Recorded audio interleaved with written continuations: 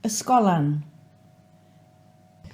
Dyd y farch, dyd y gapan, dyd y ben, dyd y hunan. Ia dy. Ai ti ysgolan? O losgi eglwys a llad bychisgol, a llyfr o ddifoddi, fy mhenni dis trwm cynni.